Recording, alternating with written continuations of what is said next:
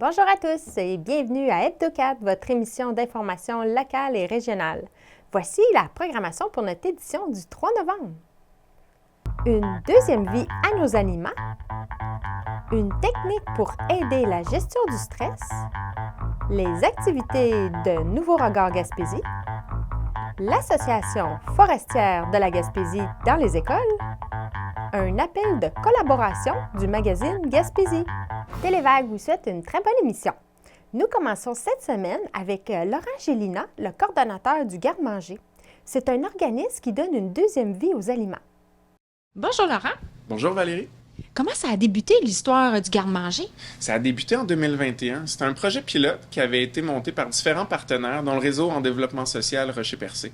L'idée, c'était d'aider, suivant une petite étude qui avait été faite, on voyait qu'il y avait un grand besoin de la population d'avoir de l'aide alimentaire. On le sait, on est la deuxième MRC la plus défavorisée dans tout le Québec. Donc, vraiment, il y a un besoin alimentaire qui est très grand ici. Donc, ça a débuté en 2021.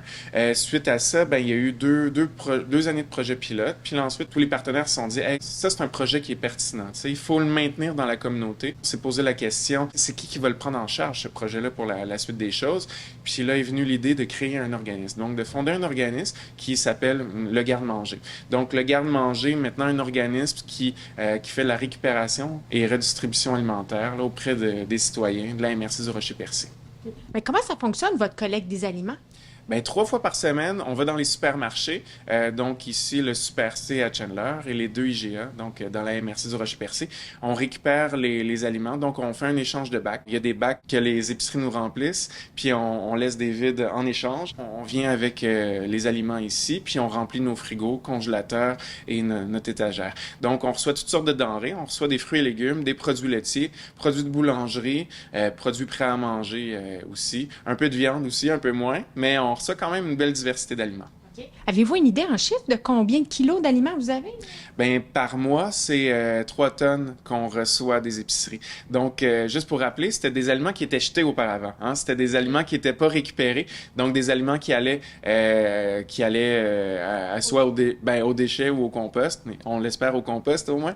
Maintenant, c'est ça, ça permet de détourner ces aliments-là d'une fin de vie pas très heureuse pour les redistribuer dans la communauté. Donc, tous des aliments qui sont encore bons. Si on les passe ici, c'est qu'ils sont encore consommables. Donc ça vient lutter contre le gaspillage alimentaire d'un côté, mais surtout aider contre la précarité alimentaire. Donc, aider les gens qui ont plus de difficultés à s'alimenter. Puis les aliments que vous recevez, est-ce que vous en faites la transformation aussi? Oui, on a une petite cuisine ici où est-ce qu'on fait la transformation. Donc, on va produire les plats givrés, donc les plats congelés qui sont vendus au Centre d'action bénévole. Donc, c'est notre principal mandat en cuisine. Donc, on fait environ 60-70 plats par semaine, donc des repas congelés, des repas nutritifs qui sont vendus au prix de 5 $ au Centre d'action bénévole. Nous, on fonctionne par un système de référencement avec des coupons. Donc, les coupons, ils sont donnés par des organismes partenaires. Là, on a plusieurs organismes partenaires, on en a environ 15 sur le territoire. Il y a le CLSC à Chandler. Donc, le CLSC peut donner des coupons. Donc, il vous suffit de vous présenter au CLSC, d'expliquer votre situation, de faire valoir comme quoi que, vous avez peut-être des difficultés à vous alimenter correctement. Des fois, ça peut être en raison d'un revenu insuffisant. Des fois, il y en a beaucoup qui sont sur l'aide sociale. Donc, des fois, les revenus suffisent pas tellement aux besoins. Hein. On sait, l'aide sociale, ça permet de payer le loyer, mais rendu à la nourriture, des fois, il reste plus grand-chose. Donc, il y en a beaucoup qui sont sur l'aide sociale, que ça leur permet finalement de manger sainement, d'avoir accès à des aliments diversifiés en venant ici. Tous les organismes, en fait, avec qui on fait affaire, sont sur notre site web. Donc, si vous allez sur notre site web, vous allez voir tous les organismes, vous allez voir s'il y en a un qui serait plus approprié à votre situation. Puis, si vous savez pas quel organisme peut faire, une bonne porte d'entrée, c'est le CLSC à Chandler. Combien de dépannages vous faites par semaine? C'est environ une trentaine de dépannages qu'on fait par semaine. Des fois un peu plus, ça varie. Des fois selon la saison. Des fois l'été, il y en a un petit peu moins aussi. Là, ces temps-ci, ça revient un peu plus en force là, à cet automne. Donc, on a un petit peu plus de dépannages, mais en moyenne à l'année, c'est une trentaine par semaine. Est-ce qu'on pourrait avoir une idée de qu'est-ce que ça comprend, un dépannage alimentaire? Un dépannage, ben en fait, c'est un panier. Donc, les gens, ils viennent ici avec leur sac réutilisable. Donc, un sac d'épicerie, par exemple, réutilisable. S'ils sont une personne à la maison, ben ça va être l'équivalent d'un sac. Ce à quoi ils vont avoir droit. S'ils sont deux adultes, ben deux sacs. S'ils ont des enfants, bon, on comprend le principe. Donc, plus ils sont nombreux, ben plus ils vont avoir droit de repartir avec une bonne quantité d'aliments. Vraiment, ils vont choisir qu'est-ce qu'ils veulent avoir dans leur panier. S'ils consomment beaucoup de fruits et légumes à la maison, ben ils vont pouvoir en prendre plus. Donc, ils vont pouvoir prendre des produits laitiers, des fruits et légumes, des produits de boulangerie. Bref, il faut que ça convienne aussi à leur goût, hein. Donc, on leur impose pas un panier comme d'autres organismes le font. Nous c'est vraiment là, on laisse l'usager remplir son sac. L'idée, c'est de partager, d'en laisser pour un peu tout le monde aussi. Donc, si on voit qu'il y a un petit peu moins de denrées, qu'il reste 3 brocolis, ben on invite les gens à pas prendre les 3 brocolis. Donc, à en prendre un peut-être, puis laisser. Donc, l'idée, c'est de partager. Donc, les denrées qu'on reçoit, c'est limité aussi. On sait jamais qu'est-ce qu'on va avoir. Il y a des semaines qu'on reçoit un petit peu moins d'aliments. Donc, on demande aux usagers de partager le plus possible. Est-ce que la population peut vous apporter de la nourriture directement ici au garde-manger? Oui, certainement. Donc, ça peut être, par exemple, des surplus de jardin. Donc, si les gens là, c'est l'automne, hein, donc si les gens ont trop de tomates, leur potager a produit trop de tomates ou beaucoup de carottes, ben on peut les recevoir ici au garde-manger, puis on va les distribuer dans la population. C'est le temps de la chasse aussi, là, ces jours-ci. Ils peuvent nous donner la viande qui avait trop dans leur congélateur de l'an dernier, qui n'ont pas passé cette année. Parlez-moi donc de votre partenaire qui vous apporte du canage endommagé. Oui, ben c'est Stéricycle, en fait. C'est une entreprise qui fait le tour de tous les supermarchés de la Gaspésie, donc qui amène à toutes les banques alimentaires, donc toutes les boîtes de conserve qui sont bosselées, mais qui sont encore consommables. Une boîte de conserve, si elle est bosselée, ça pose aucun problème pour la santé. Seul problème qu'une boîte de conserve peut avoir, c'est si elle est gonflée. Donc là, on voit qu'il y a un problème, mais si elle est juste bosselée, il n'y a aucun problème. Mais ils peuvent pas la vendre en supermarché. Donc, c'est pour ça qu'on récupère les boîtes de conserve. Puis, on reçoit ça à peu près aux 4 ou 5 semaines. Puis, ça fait vraiment le bonheur de... Habituellement, en 3-4 jours, il nous reste plus grand-chose. On en a tous des mauvaises passes dans la vie. C'est normal aussi. On est là pour vous aider. Donc, si vous avez vraiment des moments plus difficiles, où est-ce que vraiment vous êtes de retour aux études, vous changez d'emploi, vous venez de vous séparer, toutes sortes de situations peuvent justifier le fait de venir ici, donc à la Banque alimentaire pour avoir droit à un panier. Donc, il ne faut pas vous gêner à venir ici. Tout le monde est bienvenu, puis on est là pour ça. Bien, merci. Ça fait plaisir. Nous avons rencontré la sympathique Dany Cormier, physiothérapeute avec une technique innovatrice pour aider la gestion du stress. Après plusieurs années d'expérience en physiothérapie, qu'est-ce qui vous a poussé vers des méthodes corporelles pour aider à gérer le stress? Bien, quand on travaille longtemps en physiothérapie, on finit par percevoir que le stress a beaucoup à voir avec les symptômes physiques. Si on s'en occupe pas, parfois on occulte une partie de la problématique.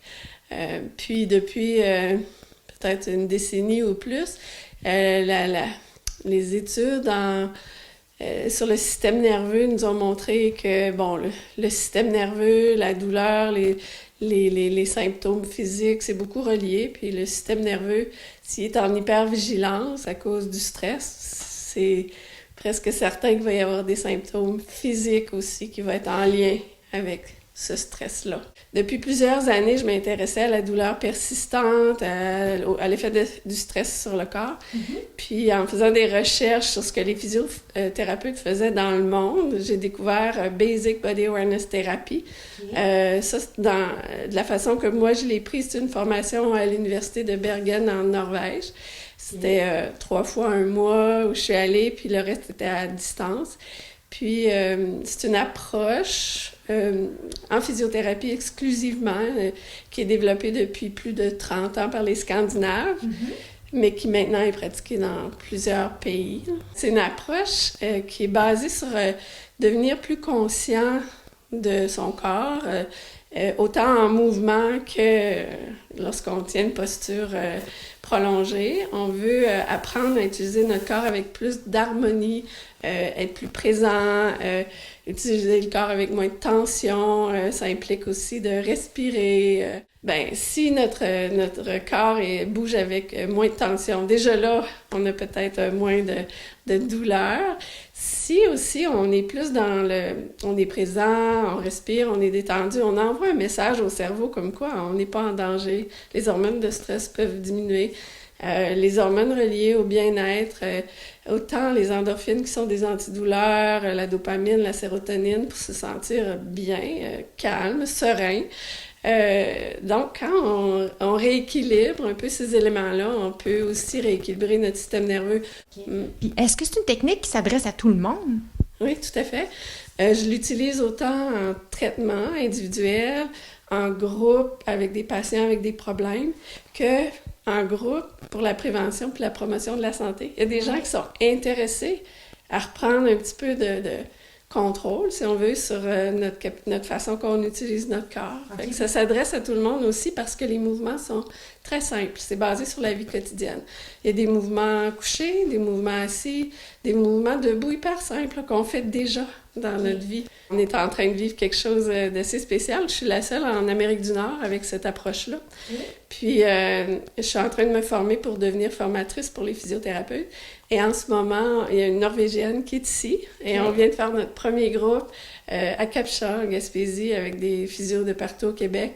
Et ça a été reçu d'une façon incroyable. Les physios sont vraiment contents de découvrir une méthode. Parce que les physios, quand on travaille longtemps, on le sait qu'il faut regarder la personne dans son ensemble. On n'est pas toujours outillé. Fait que là, les physios sont hyper contentes. J'ai ma clinique ici où je vois des gens en individuel, autant... j'ai aussi une pratique en rééducation périnéale, mais avec ces gens-là, souvent j'utilise Basic Body Awareness Therapy parce qu'on voit que sur leurs symptômes, le stress fait partie de ce qui peut amplifier leurs symptômes.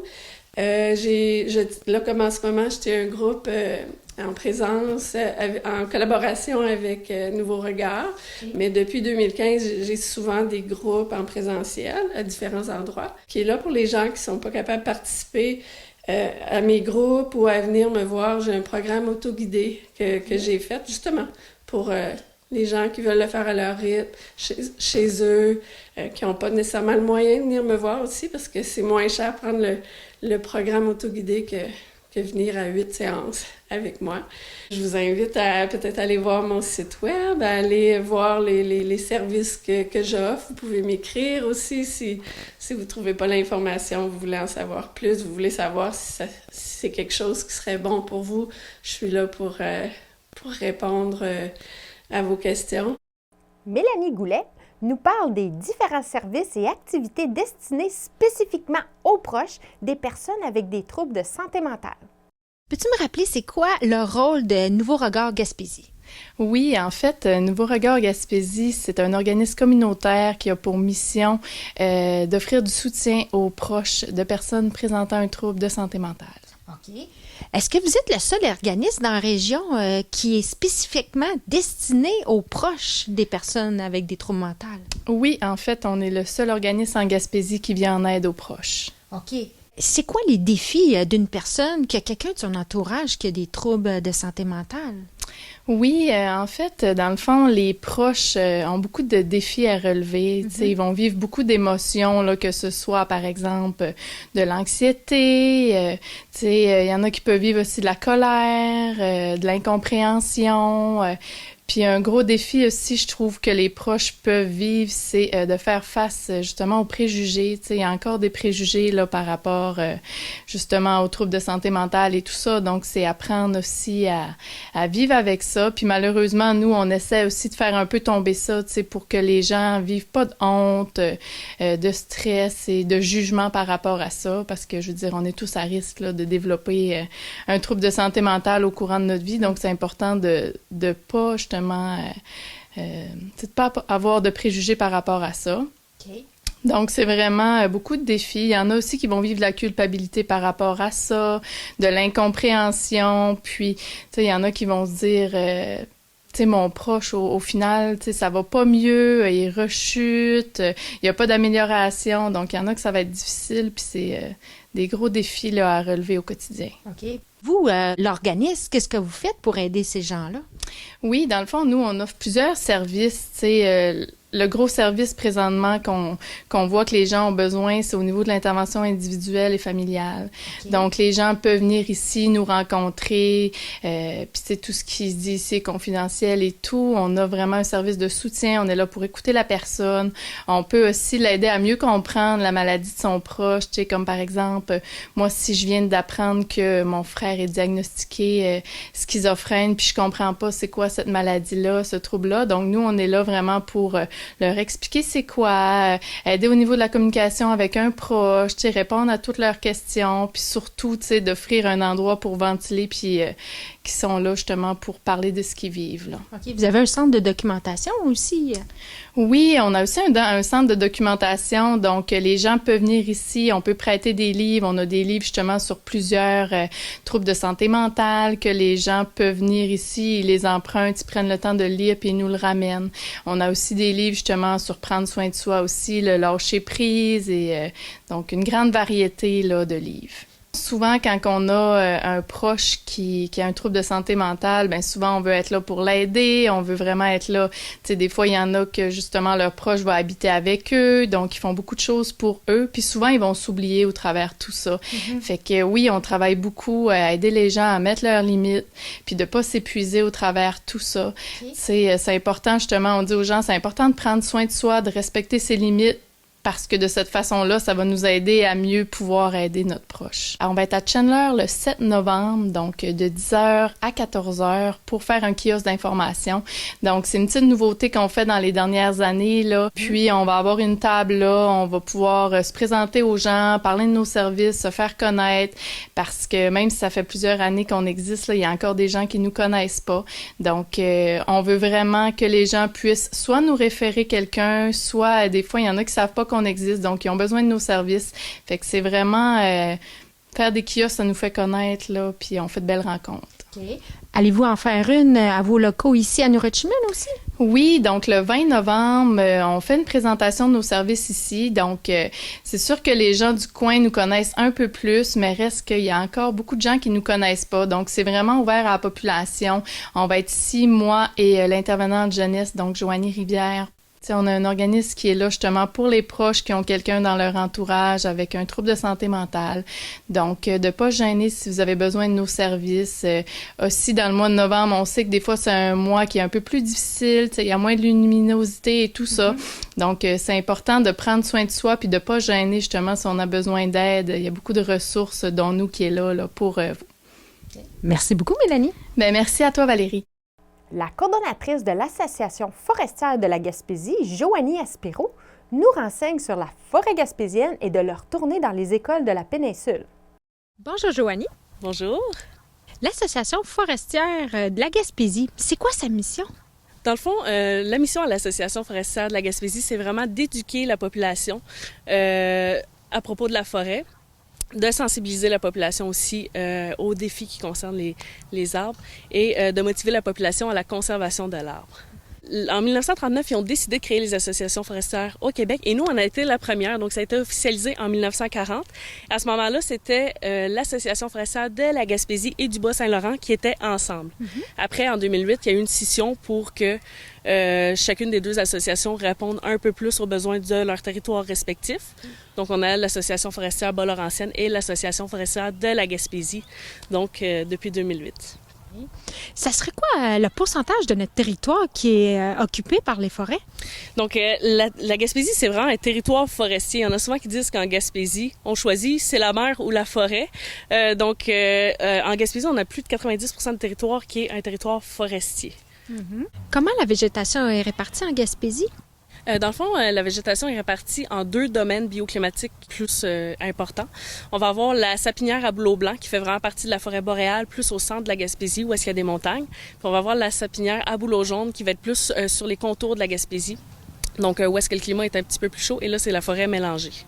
Puis, est-ce que vous offrez souvent des ateliers aux jeunes en école? Oui, dans le fond, présentement, nos deux naturalistes sont sur le territoire de la Gaspésie. Ils sont en train de couvrir la commission scolaire René Lévesque, la commission scolaire des Chic-Chocs. Et elles vont offrir des animations dans les écoles. Donc, ça dure pendant plusieurs semaines. Ils ont au-dessus d'une trentaine d'animations présentement de planifier pour les 2-3 prochaines semaines. Est-ce qu'on pourrait avoir un exemple des sujets qu'ils abordent avec les enfants?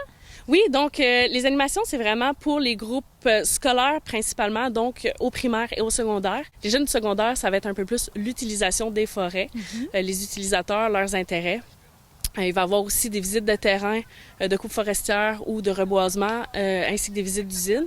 Et pour les jeunes du primaire, bien là, il va y avoir vraiment plus un éveil, en fait, aux réalités forestières. Donc, il va y avoir l'identification des arbres, on va parler des habitats fauniques, donc c'est quoi l'importance des arbres pour les animaux. On va parler aussi des changements climatiques, c'est quoi les propriétés du bois. C'est vraiment tout ce qui est dans l'arbre, dans le fond. Ça part vraiment de l'arbre, la plante, jusqu'au produit du bois et le rôle de l'arbre dans l'écosystème. Est-ce que vous faites la promotion des métiers forestiers? Oui, bien, en faisant des visites de terrain, des visites d'usine, nécessairement, c'est en collaboration avec des entreprises de la région, qui sont des employeurs quand même importants en Gaspésie. Et ben les jeunes à ce moment-là vont avoir l'occasion de rencontrer des professionnels qui travaillent dans le secteur forestier. Vont pouvoir leur poser des questions, vont pouvoir voir un peu c'est quoi leur réalité. Donc nécessairement, ça va faire un peu la promotion de ces métiers-là pour les gens qui ont un intérêt. Nous, quand on tient des kiosques, par exemple, dans les événements, on va parler à la population générale. Donc à ce moment-là, on va vraiment parler du rôle de l'arbre dans la lutte au changement climatique, puisque il va stocker du carbone via la photosynthèse. Donc, on va vraiment parler de la préservation des arbres dans ce rôle-là. Entre autres, on organise aussi le mois de l'arbre et des forêts. Donc, le mois de l'arbre et des forêts, c'est au mois de mai. On fait une distribution d'arbres en collaboration avec le MRNF. À ce moment-là, on va avoir des kiosques thématiques où est-ce qu'on va parler comment planter son arbre et le rôle que l'arbre va avoir pour lutter contre les changements climatiques. Si on voudrait soutenir l'Association forestière de la Gaspésie, on peut devenir membre? Oui, dans le fond, on a des membres individuels qui peuvent nous soutenir notre mission, et on a aussi des membres corporatifs. Donc là, à ce moment-là, c'est plus les organismes de la région avec qui on travaille parfois qui vont pouvoir joindre en tant que membres. La forêt, c'est vraiment la structure de tous les gens qui vont s'intéresser à la nature. C'est grâce à elle si on a de l'air pour respirer. C'est grâce à elle si on a un sol sur lequel marcher, sur lequel planter nos légumes. C'est grâce à elle que on n'a pas qu'on a un stock d'eau de disponible. C'est vraiment ce qu'il y a de plus important dans la nature en Gaspésie. Donc, c'est vraiment important d'en prendre soin. Bien, merci beaucoup. Merci. Attention tout le monde, à vos crayons, car le magazine Gaspésie vient de lancer un appel de collaboration à leur prochain numéro de magazine.